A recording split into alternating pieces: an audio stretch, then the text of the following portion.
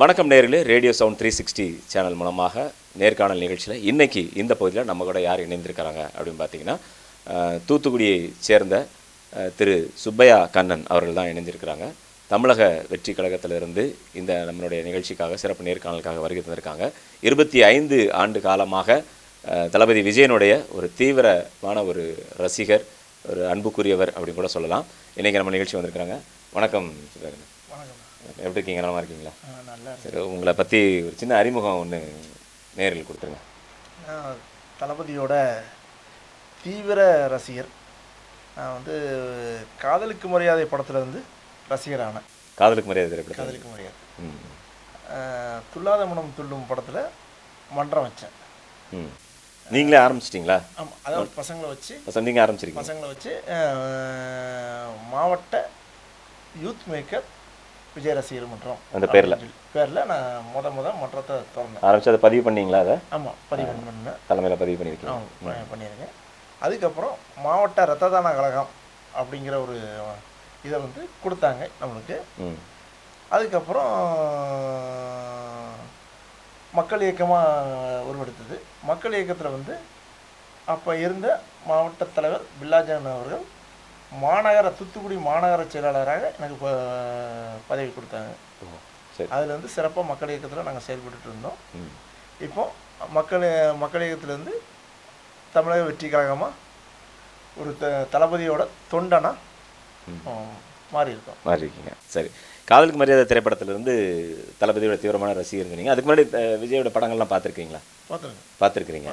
எதனால் காதலுக்கு மரியாதை திரைப்படம் உங்களை வந்து அந்த மன்றத்துக்குள்ள வரணும் அப்படிங்கிற ஒரு இதை கொண்டு வந்தது? அதாவது வந்து இயற்கையான நடிப்பு, தளபதியோட இயற்கையான நடிப்பு, ஒரு கேஷுவலான ஒரு, அதாவது நடைமுறையில் நம்ம வீட்டு பக்கத்து வீட்டில் என்ன நடக்கு அந்த மாதிரி அன்னைக்குள்ள சுச்சுவேஷனில் எப்படி இருந்தது, அதை வச்சு தான் தளபதியோட அது காதலி மரியாதை படத்தில் பிடிச்சது.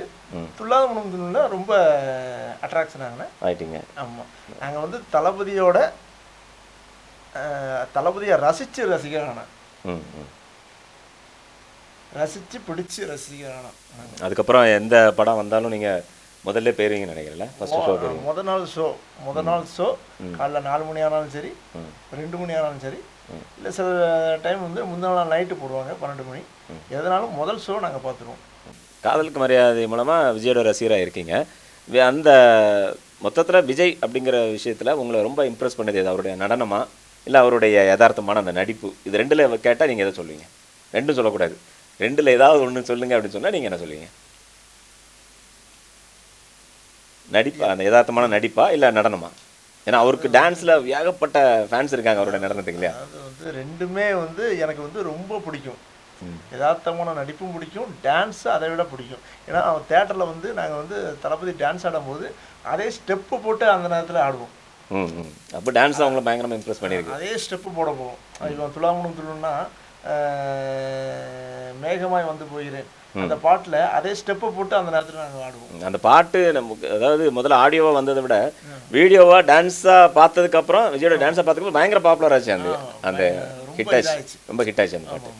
அப்போ நீங்கள் அதை பார்த்துட்டே தியேட்டரில் அதே மாதிரி ஆடிட்டு இருப்பீங்க நினைக்கிறேன். யூத் படத்துலலாம் வந்து சக்கரை நிலவு பாட்டுக்கு வந்து அதே டான்ஸு ஸ்டெப்பு போடுவோம். ஓல்டு மாடலு அந்த பாட்டு அதே மாதிரி ஸ்டெப்பு போடுவோம்.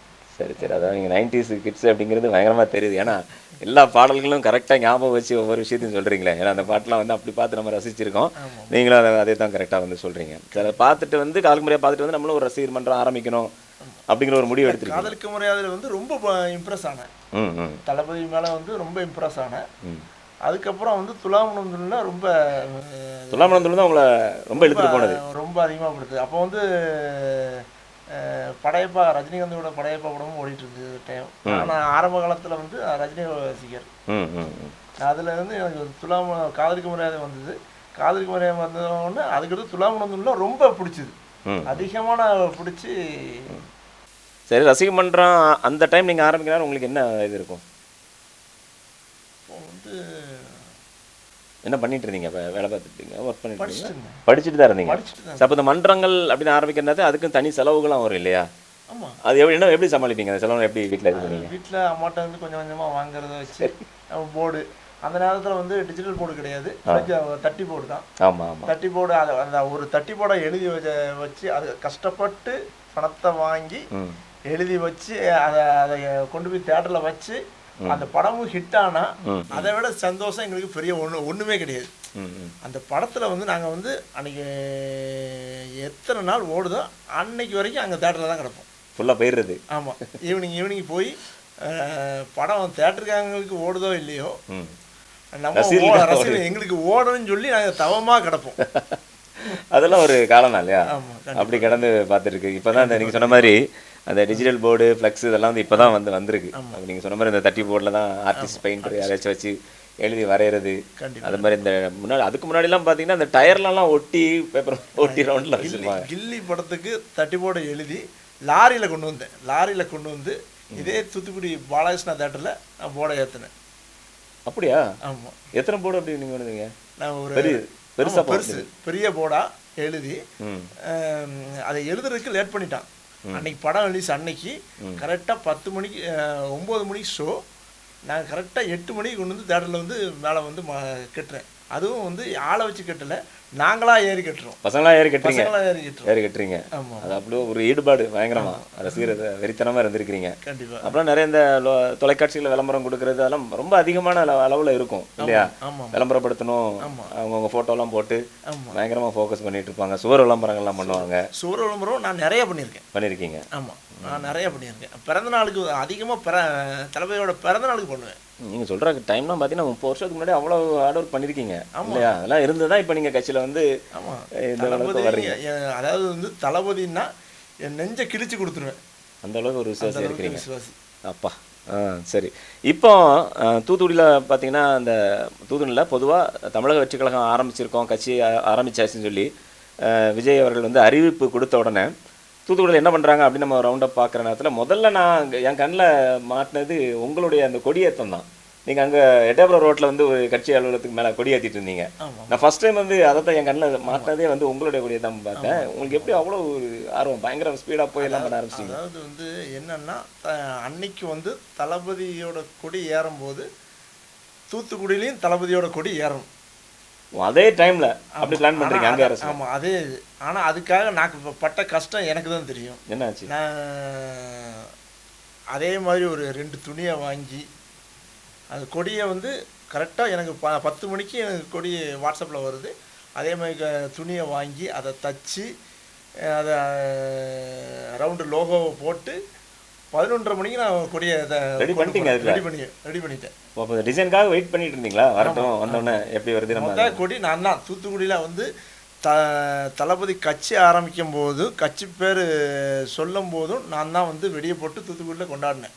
அதான் நான் சொல்கிறேன்ல, நான் அந்த அறிவிப்பு நான் தொலைக்காட்சியில் பார்த்துட்டு அந்த பகுதியில் வரும்போது நான் பார்த்தது ஒரு டீமை நின்று மேலே ஏற்றிட்டு இருக்கீங்க. யாரா ஏற்றுறதுங்க கவனிச்சு நான் உங்களை தான் பார்த்தேன், அந்த மேடையில் பார்த்தேன். வேறு யாருமே ஆரம்பிக்கல, ஒரு பட்டாசு சத்தமாக எதுவுமே ஆரம்பிக்கல. ஃபஸ்ட்டு நீங்கள் ஸ்டார்ட் பண்ணி விட்டீங்க, அதுக்கப்புறம் அந்த பட்டாசு அந்த 1000 வாலா வெடிக்க ஆரம்பிச்சிட்டு ஃபுல்லாக தூத்துக்குடி ஃபுல்லாக வெடிச்சிட்டு இருந்தது. அந்த அளவுக்கு முதல்ல ஆரம்பிச்சிங்க. சரி, உங்களுக்கும் தளபதியை வந்து எல்லாருக்குமே வந்து தளபதி வந்து போய் நேரில் பார்க்கணும்னு சொல்லி ரொம்ப ஆசை இருக்கும். நீங்கள் முதல் முறையாக எப்போ சந்திச்சிங்க அவரை? நான் முறையாக இப்போ சந்தித்தது வந்து எந்த ஆண்டு? போக்கிரி படத்தோட. அப்போவே போயிட்டீங்க நேரில் பார்க்க? ஆமாம். மண்டபத்துக்கு போனீங்களா? இல்லை, தளபதியை தூத்துக்குடிக்கு வந்தாப்புல. அப்படியா? ஆமாம். ஓ, போக்கிரி 75வது நாள் ஃபங்க்ஷனுக்கு தளபதி தூத்துக்குடிக்கு வராப்புல. அப்போ இருந்த மாவட்ட தலைவர் கூப்பிட்டு வந்தாப்புல. அப்போ தான் வந்து தளபதி கிட்ட போய் ஃபோட்டோ எடுக்க போகிறோம். ரொம்ப சாஃப்ட்டு எளிமையான ஆள். அதாவது வந்து நம்ம இது தளபதி தானா அப்படிங்கிற பார்த்த ஒரு பவர்ஃபுல் பிரம்மாண்டம் இங்கே பார்க்க ரொம்ப சிம்பிளாக இருக்காரு. பயங்கர சாஃப்டாக இருக்குது. அது பொதுவாக சொல்லுவாங்க, அவர் வந்து ரொம்ப காமாக அமைதியாக அப்படியே சைலண்டாக தான் உட்காந்துருப்பாரு. டேக் ரெடி ஆக்ஷன் சொன்ன உடனே ஒரு புஸ்வானம் பட்டாசு டம்னு வெடிச்ச மாதிரி பயங்கரமாக வெடிச்சிருவாரு. அதுக்கப்புறம் டேக் ஓகேன்னு சொன்னதுக்கப்புறம் அமைதியாகிடுவார் அப்படிம்பாங்க. கண்டிப்பாக. அதை இப்போ நீங்கள் நேர்லேயே பார்த்துட்டீங்க, அதை அவ்வளோ ஒரு அமைதியான மனிதரான்னு சொல்லி. போக்கிரி ஃபங்க்ஷனில் வந்து பார்த்து போக்கிரி ஃபங்க்ஷன் நடக்கும்போது ஸ்டேஜில் நானும் நிற்கேன். தளபதி கிட்ட, தளபதிக்கு பின்னாடி தான் நான் இப்போ நலத்திட்ட பண்ணும்போது நான் தான் நின்று ஆசை தீர ரசிச்சுட்டே இருக்கிறீங்க. அவர் இவர் தானா பார்த்துட்டோமா, ஒரு படத்தில் வடிவில் சொல்லுவார், தெய்வத்தை பார்த்துட்டேன் அந்த அளவுக்கு நீங்கள் ரசித்து பார்த்துருக்கிறீங்க தளபதியை. சரி, அவர்கிட்ட பேசியிருக்கீங்களா? பேசியிருக்கேன். பேசியிருக்கீங்க. என்ன?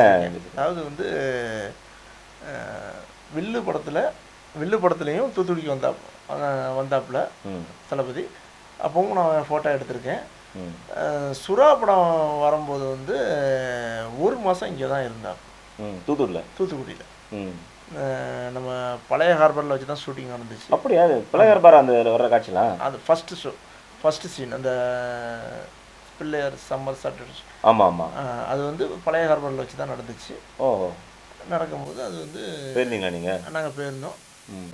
டெய்லி போவேன், அந்த 1 மாதமும் போவேன், போய் பார்த்துட்டு இருக்கிறேன். ஆமாம். அப்போ தான் வந்து சுறா படத்தில் தான் வந்து நான் வந்து காலேஜ் முடிச்சுட்டு சுற்றிட்டு இருந்தோம். அந்த டைமில் டெய்லி எங்கள் அம்மாக்கிட்ட ஒரு ரூபாய் வாங்கிட்டு நேராக பழைய ஹார்பர் போயிடுவேன். அங்கே வந்து சாதாரணமாக உள்ளே போக முடியாது, பாஸ் எடுத்து தான் போக முடியும். ஆமாம். இருந்தாலும் கஷ்டப்பட்டு எல்லாம் பண்ணி டெய்லி போய் அவர்கிட்ட நின்று பேசிட்டு வச்சுட்டு வருவோம். அது வந்து ரொம்ப நல்லா. சரி, உங்களுக்கு வந்து வீட்டில் எந்த அளவுக்கு சப்போர்ட்டு? முதல்ல உங்களுடைய திருமணத்துக்கு முன்னாடி அப்பா அம்மாவோடைய சப்போர்ட் எப்படி இருந்துச்சு? அதாவது நீங்கள் இப்போ ஒரு ரசிகராக நீங்கள் ஒரு வெறித்தனமாக போயிட்டுருக்கிறீங்க, கல்லூரி நாட்களில் டெய்லி போய் ஷூட்டிங் பார்க்குறதுன்னு சொல்லி போகிறேங்கிறீங்க, திரைப்படங்கள் தேட்டரில் ஓடச்சில் அங்கேயும் நீங்கள் போய் எப்போவுமே 2 நாள் 3 நாளுக்கு ஒரு தடவை உள்ளே போய் உட்காந்துட்டு படம் பார்த்துட்டு வந்துட்டு ஒரு கண்டிப்பாக ஒரு எதிர்ப்பு வந்திருக்கும் இல்லையா? எல்லார் வீட்லேயுமே உண்டு. நீங்கள் எப்படி அந்த எதிர்ப்புகளை சமாளிச்சிங்க? அதாவது வந்து எங்கள் வீட்டில் வந்து எங்கள் அம்மாவுக்கு வந்து என் மேலே பாசம் அதிகம். சரி. அதாவது வந்து ஒரு சம்பவம், சுறா படத்தை முடிஞ்சு எல்லாம் ரிலீஸ் பண்ணி முடிஞ்சதுக்கப்புறம் தான் தியேட்டருக்கு வரக்கு முன்னாடி எங்கள் அம்மா தவறுறாங்க. அந்த டைமில். ஆனால் சுறா படத்தில், அதாவது யார்கிட்டையுமே இது வரைக்கும் வீட்லேயே நான் பகிராத ஒரு உண்மை, சுறா படத்தில் தளபதிக்கிட்ட ஃபோட்டோ எடுக்கணும்னு சொல்லி, அதாவது வந்து அப்போ வந்து கேமரா வச்சு நம்ம எடுக்க முடியாது, ஏன்னா ஷூட்டிங் ஸ்பாட்டில் எடுக்கிறதுக்கு அலௌடு கிடையாது. அப்போது நான் கேமரா எடுக்கணும், ஃபோட்டோ எடுக்கணும்னு சொல்லி அந்த நேரத்தில் 6000 ரூபா என் கையில் எங்கள் அம்மா கொடுத்து செல்லு வாங்கிட்டு போ அப்படின்னு சொல்லி, அப்போ தான் நான் சுறா படத்தில் போய் ஃபோட்டோ எடுக்கிறதுக்கு போகிறேன் உள்ளே. ஆனால் அந்த படம் வர்றதுக்கு முன்னாடி எங்கள் அம்மா தவறுறாங்க. அது வந்து ஒரு பெரிய ஒரு மறக்க முடியாத ஒரு சம்பவம். எங்கள் அம்மா ஒரு நல்ல சப்போர்ட்டு எனக்கு, எங்கள் அப்பாவும் சப்போர்ட்டு.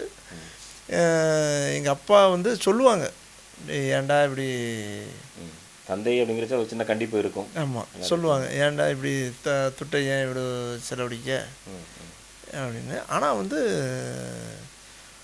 எல்லாரும் வீட்டு போய் ரொம்ப கண்டிஷன் பண்ண மாட்டாங்க, நார்மலாக பண்ணிவிட்டு சரி கண்டிப்பாங்க.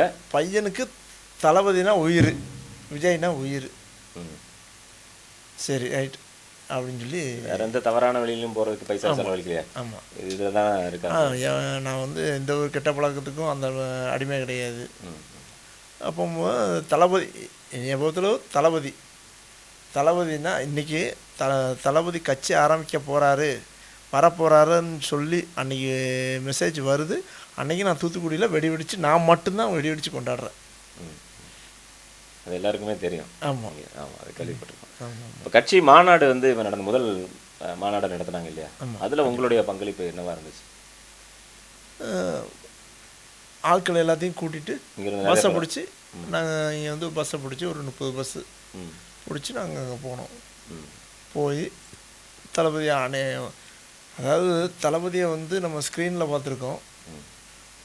முத அரசியல் மேடை அலற விட்ட பேச்சு அன்னைக்கு தான் முறை பார்க்கும். அவ்வளவு லட்சம் வந்து அந்த பேச்சை வந்து இன்றைக்கும் நான் என்னால் மறக்க முடியாது. நீங்கள் லைவாக கேட்டிருக்கீங்களா அதை? ஆமாம், நாங்களாம் வந்து தொலைக்காட்சியிலையும் யூடியூப்லேயும் தான் வந்து பார்த்துட்டு இருந்தோம். நீங்கள் நேரில் கேட்க எப்படி இருந்துச்சு உங்களுக்கு?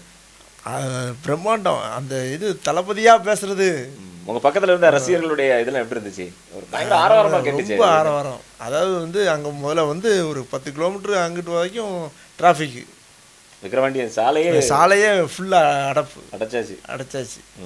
அவ்வளவே ஒரு இப்போ சில அரசியல் கட்சிகள் மாநாடுகள் நடத்தும் போது ஆட்கள்லாம் வந்து காசு கொடுத்து கூப்பிட்டு வருவாங்க, இன்னும் நிறைய விஷயங்கள்லாம் பண்ணி எடுத்து கூப்பிட்டு வந்து கூட்டாங்க. ஆனால் அந்த கூட்டம் எப்படி சேர்க்க முடியும்? அதாவது வந்து தளபதிக்காக ஒரு 5 பைசா கூட செலவழிக்காம ஏறின கூட்டம் தான் அது.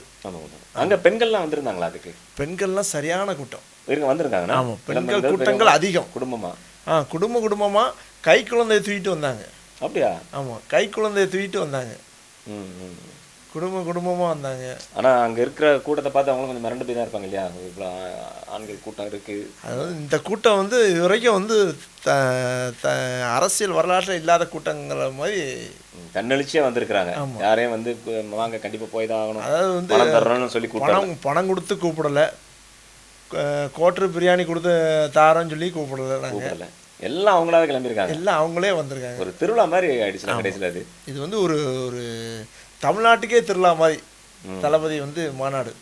இந்தியா முழுக்க கவனிக்கப்பட்ட ஒரு மாநாடாக பார்க்குது. அத்தனை லட்சம் மக்கள் அங்கே வந்து திரட்டியிருக்கிறாங்க. அப்படிங்கும்போது அதுவும் பணம் எதுவுமே கொடுக்காம, இதுக்கு முன்னாடி அரசியல் அனுபவம் கிடையாது, அவர் வந்து ஒரு பெரிய மேடை பேச்சாளரும் கிடையாது, எதுவும் இல்லாமல் வெறும் அந்த திரையுலகம் அப்படிங்கிற ஒரு பின்புலத்தை வச்சுட்டு உள்ள வந்து, ஆனால் அவர் மேலே அவ்வளோ அன்பு கொண்ட மக்கள் இருக்காங்களான்னு அந்த கூட்டத்தை பார்க்கும்போது தான் நம்ம காண முடிந்தது. அதாவது நீங்கள் அந்த கூட்டத்துக்குள்ளே இருந்து அவ்வளோ ரசிச்சிருக்கீங்க. அப்போ ஆமாம், சின்ன குழந்தைகள்லேருந்து வயசானவங்க வரைக்கும் எல்லாருடைய அன்பையும் பெற்ற ஒரே தலைவர் நம்ம தளபதி தான், தளபதி விஜய். சரி, அவரை பற்றி இப்போ நிறைய விமர்சனங்கள்லாம் வைக்கிறாங்க. அவர் வெளியே வர மாட்டேங்கிறார் அதிகமாக, அவர் வந்து தான் சந்திக்க வச்சு எல்லாரையும் வந்து இது பண்ணுறாங்க. அதை எப்படி பார்க்குறீங்க? தளபதி வெளியே வந்தால் உங்களால் கண்ட்ரோல் பண்ண முடியலையே, பாதுகாப்பு கொடுக்க முடியலையே, கூட்டத்தை கண்ட்ரோல் பண்ண முடியலையே. வெளியே வர மாட்டேங்காங்க, வெளியே வர மாட்டேங்காப்புல அப்படின்னு சொல்கிறாங்க. ஆனால் வந்தால் நாங்கள் அவர் எங்கள் பொதுச்செயலாளர் சொன்ன மாதிரி தான், ஒரு மேடையில் சொன்னாப்புல, நாங்கள் கூட்டிகிட்டு தளபதியை கூட்டிகிட்டு போகிறது தான் எங்களுக்கு வேலையே. அந்த மாதிரி இருக்குது. ஆமாம், பாதுகாப்பு கொடுக்க முடியல. இப்போ அடுத்து பிரச்சாரங்களுக்கு வரணும். எப்போ ஆரம்பிக்கிறாங்க பிரச்சாரம்லாம்? மக்கள் சந்திக்கிறது எப்போ? எல்லாம் அதாவது வந்து இது வந்து நியூஸில் வந்தது தான், ஆகஸ்ட் 15. அதுக்கப்புறம் ஆமாம், ஆனால் வந்து எப்போ வராங்கிறது தலைமை முடிவு பண்ணும். ஜனநாயகன் இது பார்த்தீங்களா? ஃபர்ஸ்ட் லுக் பார்த்தீங்களா? ஆமாம், சூப்பராக இருக்குது. அதில் ஒரு போலீஸ் கெட்டப்பில் வர்ற மாதிரி இருக்கு. அவர் அந்த கெட்டப் தான் போடுறாரு. நாங்கள் எல்லாரும் அரசியல்வாதியாக வருவாரோ அப்படிங்கிற மாதிரி நினச்சாங்க. ஆக்சுவலாக சர்க்கார் படம் இப்போ வேண்டியதாக ஒரு சூழல் இப்போ வந்திருக்கணும். கொஞ்சம் அப்படியே முன்னாடியே வந்துடுச்சு. அப்படிதானே தோணுது இல்லையா? கண்டிப்பாக. ஆனால் வந்து இது வந்து ஜனநாயகன் வந்து என்ன இதுங்கிறது தெரியாது, ட்விஸ்ட் ஏதாவது இருக்கலாம் இல்லையா? எப்படி இந்த அரசியலை பற்றி கண்டிப்பாக அதில் கலக்காமல் வாய்ப்பு இருக்காது இல்லையா? இருக்கும், கண்டிப்பாக இருக்கலாம். மேபி அது தளபதிக்கு தான் தெரியும். சரி, அவர் வந்து திரைப்படங்கள் இனிமேல் நடிக்க மாட்டான்னு அப்படின்னு சொல்லியிருக்காரு. ஒரு ரசிகராக நீங்கள் அதை எப்படி ஃபீல் பண்ணுறீங்க? அதாவது எங்களுக்கெல்லாம் அது வந்து ஒரு பெரிய இழப்பு. ரசிகராக பெரிய இழப்பு. ஆனால் தொண்டனாக சொன்னால் அரசியலுக்குள்ளே வந்ததுக்கப்புறம் வந்து மறுபடியும் இங்கேயே வேலைகள் அவருக்கு அதிகமாக இருக்கும். அந்த நேரத்தில் வந்து ஷூட்டிங் போயிட்டு வந்துட்டு இருக்க முடியாது. ஆனால் எங்களுக்கு வந்து அது ரசிகராக எங்களுக்கு வந்து ஒரு பெரிய இழப்பு மாதிரி தான். அன்றைக்கி இந்த கல்வி விருது வழங்கும் விழாவில் கூட ஒரு மாணவி வந்து நீங்கள் நடிக்கணும், அட்லீஸ்ட் 2 வருஷத்துக்கு ஒரு தடவை நீங்கள் ஒரு படங்களில் வந்து நடிக்கணும் அப்படின்னு சொன்னாங்க. பார்க்குறமா ட்ரை பண்ணாங்க. பயங்கர ஒரு கிளாப்ஸ் வந்துச்சு. ஆமாம், அது கல்வி திருவிழாவுக்கு நான் நேரில் தான் அங்கே தான் உட்காந்துருக்கோம், கேட்டுட்டு இருந்தீங்க அவர் பேசுகிறது. ஆமாம், உள்ளே தான் உட்காந்துருக்கோம். எல்லாம் தளபதி நடித்தா நல்லா தான் இருக்குங்கிறது வந்து எல்லாருடைய இது. நான் அரசியல் பணியில் கவனம் செலுத்த முடியாது, அரசியல் பணி செய்ய முடியாது. 2026 அவர் ஜெயிச்சு முதல்வராக வரணும் அப்படின்னு சொல்லி அவருடைய ரசிகர்கள், தொண்டர்கள் கண்டிப்பாக மாற்றம் எதிர்பார்க்கக்கூடியவங்களாம் விரும்புகிறாங்க அப்படின்னு சொல்கிறாங்க. அது அந்த அளவுக்கு சாத்தியம் படுமா? கண்டிப்பாக 2026 தளபதி முதல்வர் ஆகிறாருல, அது வந்து நான் கண்டிப்பாக உறுதியாக நான் சொல்கிறேன். ஏன்னா வந்து தளபதி மேலே வந்து சாதாரணமாக மக்கள் அன்பு வைக்கலை. எங்கள் வீட்டு அண்ணன், எங்கள் வீட்டு மகன், குடும்பத்தில் ஒருத்தராக தான் நினைக்கிறாங்க. பெண்கள் அவ்வளோ வந்து அண்ணனாக, தம்பியாக, தோழனாக, ஃப்ரெண்டாக எல்லாருமே நினைக்காங்க. அப்படிங்கும்போது கண்டிப்பாக 2026 தளபதி முதல்வர் ஆகலாம். இப்போ விஜய் படம் ரிலீஸ் ஆகிற நேரத்தில் அஜித் ரசிகர்களை தாக்கி வசனங்கள் வந்து உள்ளேருந்து எல்லாம் கத்திட்டு இருப்பாங்க. அஜித் படம் வர நேரத்தில் விஜய் ரசிகர்களை தாக்கி உள்ள பசங்க பேசுவாங்க. இப்போ இந்த அரசியலுக்கு அவர் வந்ததுக்கப்புறம் அஜித் ரசிகர்கள்ட்ட இருந்து என்ன மாதிரியான ரியாக்ஷன் இருக்குது? உங்களுக்கு சப்போர்ட் பண்ணுற மாதிரியான சூழல்? கண்டிப்பாக வந்து அஜித் ரசிகர்கள் எல்லாருமே உங்களுக்கு எப்படி உங்கள் ஃப்ரெண்ட்ஸ் யாராவது அஜித் ரசிகர்லாம் இருப்பாங்க இல்லையா? கண்டிப்பாக அவங்கள என்ன சொல்கிறாங்க? அதாவது வந்து அஜித் ரசிகர் பாதி பேர் வந்து கட்சியில் வந்து என்ன, அதாவது வந்து தலையோட ரசிகர் தளபதியாக தொண்டன் அப்படின்னு சொல்லி வராங்க. உங்க நட்பு வட்டாரத்தில் எப்படி இருக்கு? அந்த அஜித் ஃப்ரெண்ட்ஸாக இருப்பாங்க இல்லையா? அஜித் ரசிகர்களாக இருப்பாங்க. அதான் நிறைய பேர் வந்து கட்சியிலேயே வந்து இணைஞ்சிருக்காங்க அஜித் ரசிகர்கள். சரி, அதாவது என்ன சொல்றாங்க, தலையோட ரசிகர் தளபதியோட தொண்டன் அப்படி சொல்றாங்க அப்படின்னு சொல்லி தான் இணைஞ்சிருக்காங்க. அந்த எல்லாருமே அஜித் ரசிகர்கள் எல்லாருமே சப்போர்ட் பண்றாங்க. இப்போ நம்ம இப்போ அஜித்தோட கடைசி படம் இல்லை குட் பேட் அக்லி, அதில் கூட அஜித்தே வந்து ஒரு டைலாக் பேசியிருப்பாரு, நண்பா ஐ எம் வெயிட்டிங் அப்படின்னு சொல்லுவாரு. அது யாருக்காக கொடுத்த மெசேஜ் மாதிரி நினைக்கிறீங்க நீங்க? அதை வந்து நம்ம வந்து ஆக்சுவலாக அந்த டைலாக் யாருக்கு விஜய் நண்பா நீ வா அரசியலுக்கு வந்த பிறகு ஜெயிக்கணும் நீ அப்படிங்கிற மாதிரி வெயிட்டிங் அப்படிங்கிறாரா, இல்லை சும்மா படத்தில் எல்லாரும் கை தட்டணும் அப்படிங்கிறக்கா அது டைலாக் சேர்க்கப்பட்டு நினைக்கிங்க? அது வந்து படத்தில் அவர் சொன்னது எதனால் சொன்னார் அப்படின்னு சொல்லி நம்ம ஆக்சுவலாக இப்போ எந்த திரைப்படம் எடுத்தாலும் ஐ எம் வெயிட்டிங் அப்படின்னு சொன்னாலும் நமக்கு ஞாபகம் வருது எந்த திரைப்படம் ஞாபகம் வரும்? துப்பாக்கி தான் ஞாபகம் வரும். அப்போ துப்பாக்கினா யார்? விஜய் தான் அந்த படத்தை கேட்குறோம் இல்லையா? அந்த டைலாக்கை எடுத்து இந்த படத்தில் அவர் எப்படி ஒத்துக்கிட்டாரு முதல்ல அப்போ இல்லையா? அந்த ஒரு கேள்வி வரும்ல, சொன்னாலே விஜய் நோக்கி தான் அவர் சொல்கிற மாதிரி. சொல்லாவே வந்து தளபதியும் தலையும் ஃப்ரெண்ட்ஸு தான். ஆமாம், அப்படிங்கிறது வந்து எதிரிகள் கிடையாது. கிடையாது யாருமே கிடையாது, எதிரி கிடையாது. ரெண்டும் நல்ல திக்கெட் ஃப்ரெண்ட்ஸ் தான். ஃப்ரெண்ட்ஸ் தான். அவரு ஆரம்ப காலத்தில் வந்து நடிகர்கள் நம்ம பசங்க அஜித் படம் விஜய் படம் நம்மளா தான் நினச்சிக்கிட்டு இருந்தோம்னா எம்ஜிஆர் சிவாஜி காலத்துல இருந்து இருக்குல்ல, எம்ஜிஆர் சிவாஜி ரஜினி கமல் அந்த மாதிரி அவங்க ரெண்டு நல்ல ஃப்ரெண்ட்ஸாக இருப்பாங்க. ரசிகர்கள் வந்து இங்கே திரையரங்கில் அடிச்சுக்கிறது தான் கண்டிப்பாக. மற்றபடி பார்த்தீங்கன்னா அவங்க நல்ல ஃப்ரெண்ட்ஸாக இருப்பாங்க. இப்போ அதே மாதிரி தான். ஏன்னா இந்த குட் பேட் அக்லியில் வந்து அந்த டைலாக் நாங்கள் யாருமே எதிர்பார்க்கல. நண்பா ஐ எம் வெயிட்டிங் அப்படின்னு சொன்னோடனே நீ ஜெயிக்கிறதுக்கு நான் காத்துட்டு இருக்கேன் அப்படின்னு அவர் அழைப்பு கொடுக்குற மாதிரியே இருந்தது. அந்த இது நினைக்கலாம். அப்பவே ஃபேன்ஸ்லாம் பயங்கர கிளாப்ஸில் அந்த சீனில் பயங்கர அந்த தியேட்டர்லேயே அவ்வளோ அப்ளாஸ் வந்துச்சு, கூச்சல் போட்டு. ஏன்னா கத்துனது எல்லாமே அஜித் ஃபேன்ஸாக இருந்தாங்க. அங்கே முதல் ஓப்பனிங் ஷோலாம் வந்து யாரும் விஜய் ஃபேன்ஸ் அங்கே போய் வர மாட்டாங்க இல்லையா? வருவாங்க. ஆனால் அஜித்தோட படம் ரிலீஸ் ஆகிற நேரத்தில் அவங்க ரசிகர்கள் தான் இருப்பாங்க. கண்டிப்பாக அந்த சீனுக்கு அவ்வளோ கிளாப்ஸ் வந்து தியேட்டரில் வந்து நம்ம கண்டிப்பாக நானும் பார்த்தேன். அப்போ வந்து மறைமுகமான ஒரு சப்போர்ட் இருக்குது, கண்டிப்பான முறையில் சப்போர்ட் இருக்குது. உங்களுக்காக இப்போ அஜித் ரசிகர்லாம் வேலை பார்ப்பாங்க அப்படின்னு சொல்கிறீங்க? கண்டிப்பாக வேலை எதிர்பார்க்குறீங்க? கண்டிப்பாக எதிர்பார்ப்பேன். சரி, ரொம்ப அருமையாக சொன்னீங்க. சரி, இப்போ இன்னைக்கு இருக்க சூழல், அதாவது தூத்துக்குடி மாவட்டத்தை எடுத்துக்கிட்டீங்க அப்படின்னு சொன்னால் வந்து பார்த்தீங்கன்னா மிகப்பெரிய ஒரு பலம் கொண்ட திராவிட முன்னேற்ற கழகம் அவங்க தான் வந்து திமுக சார்பாக தான் வந்து ஆட்சியை பிடிச்சிருக்காங்க, எம்எல்ஏவாக வந்து இருக்கிறாங்க. இதில் நீங்கள் எப்படி இறங்கி வேலை பார்க்க முடியும்னு நினைக்கிறீங்க? இவ்வளோ பெரிய இடத்த நீங்கள் எப்படி உள்ளே புகுந்து வேலை பார்த்துருவோம் நாங்கள் அப்படிங்க எந்த நம்பிக்கை உங்களுக்கு இருக்காது? அதாவது வந்து எங்களுக்கு வந்து தளபதி முகம் எங்களுக்கு ஒரு பிராண்டு, ஒரு பெரிய பலம். ஆமாம். அதையும் மீறி வந்து நம்ம தூத்துக்குடி மாவட்டத்தில் தளபதி வந்து மக்களுக்கு நிறையா செஞ்சுருக்காப்புல.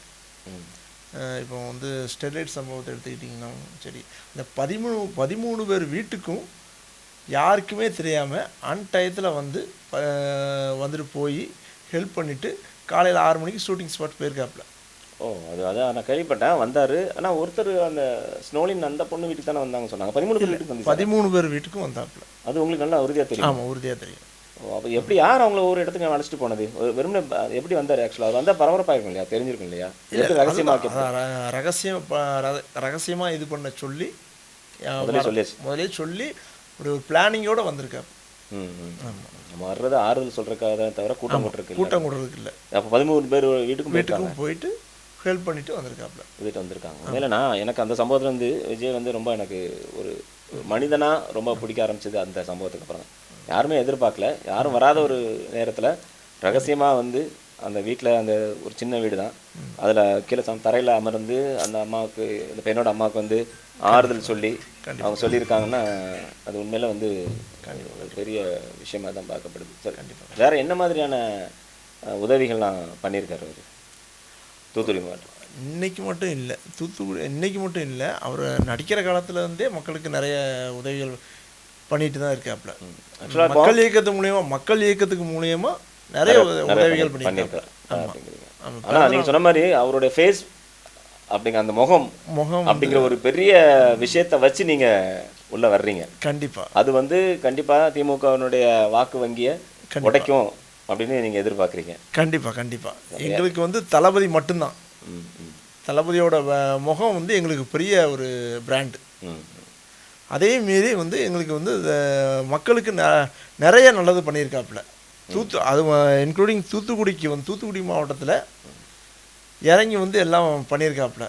அதனால் கண்டிப்பான முறையில் தளபதி தூத்துக்குடியில் ஜெயிப்பாப்புல. இப்போ பெண்கள் வாக்கு, இளம் பெண்கள் வாக்கு, ப்ளஸ் இளைஞர்கள் வாக்கு அப்படிங்கிறது சரி, ஓகே. நீங்கள் சொல்கிற மாதிரி அவர் திரைப்படங்களில் அந்த இதை சம்பாதிச்சு வச்சுருக்காரு, சரிங்களா? இப்போ ஒரு நடுத்தர வயதுடைய மக்கள் இருக்காங்க இல்லையா, அபிமானிகள், திமுக அபிமானிகள், அதிமுக அபிமானிகள், எம்ஜிஆர், சிவாஜி கணேசன் அவர்களுடைய அபிமானிகள்லாம் நிறைய பேர் இருக்கிறாங்க. அந்த ஏஜில் உள்ளவங்களாம் இருக்காங்க. அவங்கெல்லாம் எப்படி வந்து உங்களுக்கு வாக்களிப்பாங்கன்னு நினைக்கிறீங்க? அதாவது வந்து இன்றைக்கி வந்து மறைமுகமாக வாக்கு அளிக்கிறதுக்கு கூட எல்லாம் தயாராக இருக்காங்க. தளபதி வரும் நம்பிக்கை, அவ்வளோ நம்பிக்கை வைக்கிறீங்க? ஆமாம், கண்டிப்பாக. அதாவது வந்து வெளியே வந்து நாங்கள் இந்த கட்சி அந்த கட்சின்னு சொன்னாலும் மறைமுகமாக தளபதி வரணும்னு சொல்லி எல்லாருமே ஆசைப்படுறாங்க.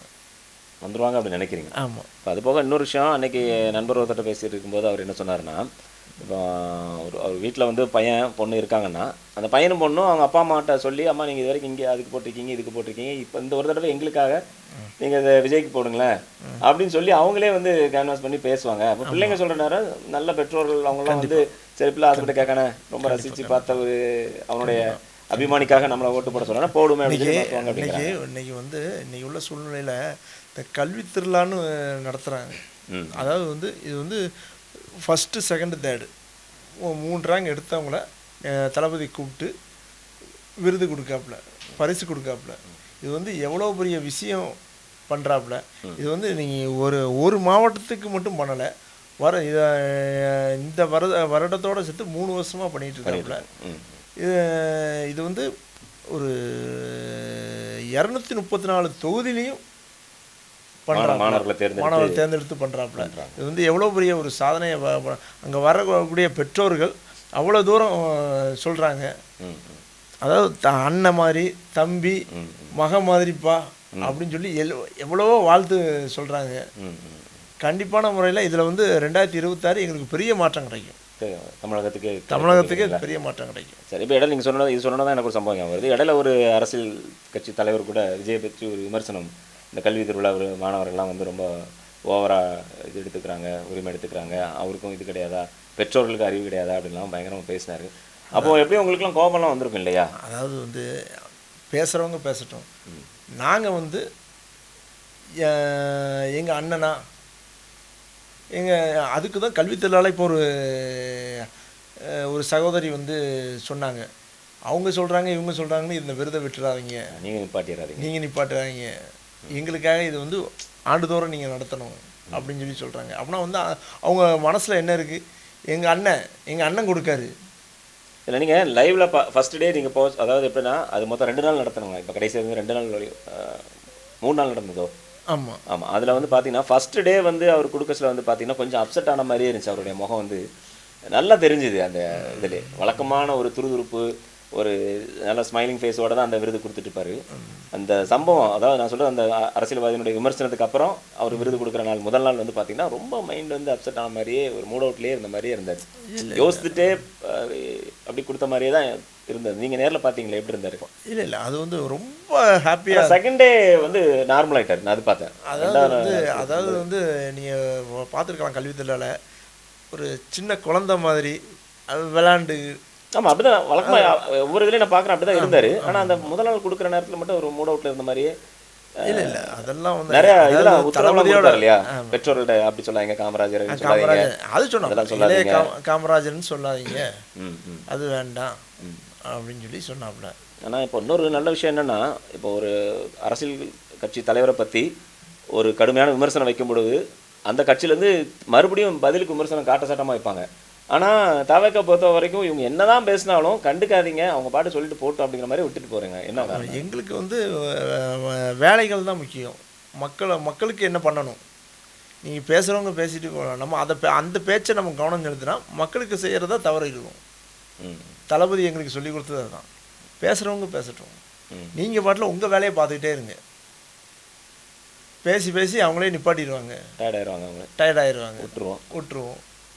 அதுதான் எங்களுக்கு தளபதி எங்களுக்கு சொல்லி கொடுத்துருக்காங்க. அதையும் மீறி ஒரு சில இடங்களில் தொண்டர்கள்லாம் வந்து போஸ்டர்லாம் விட்டுறத நான் கவனிச்சு சமூக வலைதளங்களை பார்த்தேன்.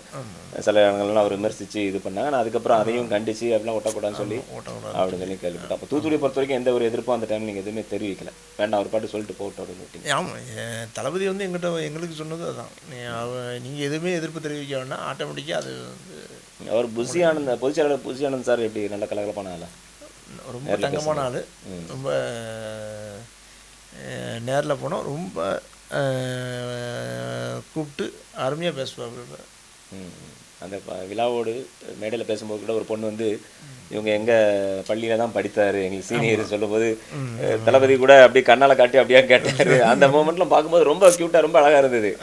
அது மாதிரி குழந்தைங்கள்லாம் வரும்போது அவர் அந்த கண்ணத்தை பிடிச்சி விளையாடுறது, அங்கங்கே யாரோ ஸ்டேஜில் முன்னாடிலாம் காட்டி எல்லாம் பண்ணிட்டு இருக்கலாம் எங்கே மறைச்சி நீங்கள் நேரில் பார்க்கும்போது அதெல்லாம் எப்படி இருந்துச்சு உங்களுக்கு? அதை வந்து ரொம்ப எக்ஸைட்மெண்ட்டாக இருந்தது.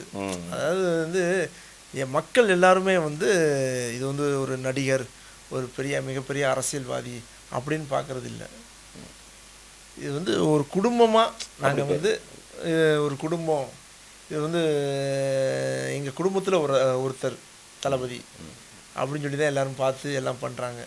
அதனால் வந்து எங்களுக்கு வந்து இன்றைக்கி உள்ள இப்போ ஒரு சின்ன நடிகராக இருந்தாலும் பக்கத்தில் போய் பார்க்குறதுக்கு, பார்த்து தொட்டு பேசுகிறது, வைக்கிறது, செய்கிறது யாருக்குமே அனுமதி கொடுக்கறது இல்லை. இந்த கல்வி திருவிழாவோட எல்லாரும் அப்படி போய் பக்கத்துலேயே நிற்கிற மாட்டோமா நினைக்கிற நேரத்தில் நிறைய பேர் அவரை கட்டி பிடிக்கிறது. தளபதியை நம்ம பார்க்க மாட்டோம், வாழ்க்கையில் ஒரு நாளாக தளபதியை நேரில் தூரத்தில் இருந்தாலும் பார்க்க மாட்டோமான்னு நிறைய பேர் ஏங்குறாங்க. நீ தளபதி கிட்ட போய் அவர் நின்று ஃபோட்டோ எடுக்கணும்னா, ஒரு விருது வாங்கி ஃபோட்டோ எடுக்கிறது வந்து ஒரு எவ்வளோ பெரிய ஒரு விஷயம். இன்றைக்கி உள்ள சம்பவத்தில் தளபதி கிட்ட போகணுன்னு சொல்லி இன்றைக்கி 10th 12th படிக்கிறவங்க மார்க் எடுக்கிறதுக்கு போட்டி போடுறாங்க.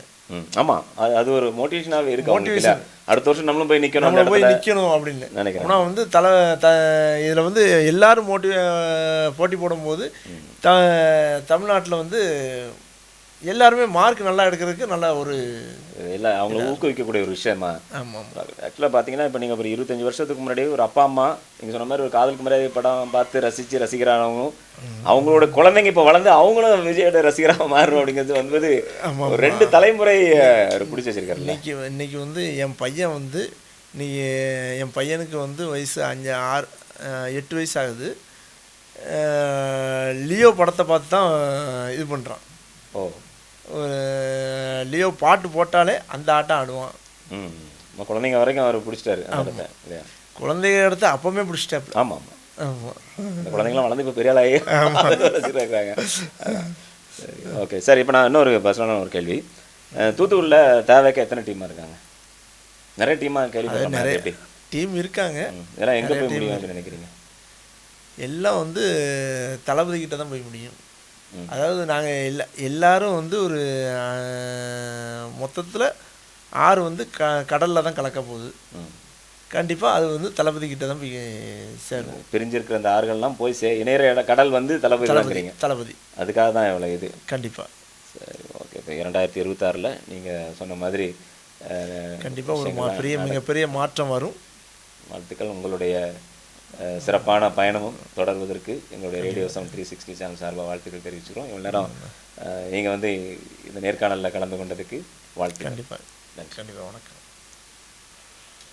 சரி நேயர்களே, அடுத்த வாரம் இன்னொரு சிறப்பு நேர்காணலில் உங்களை சந்திக்கின்றேன். வணக்கம்.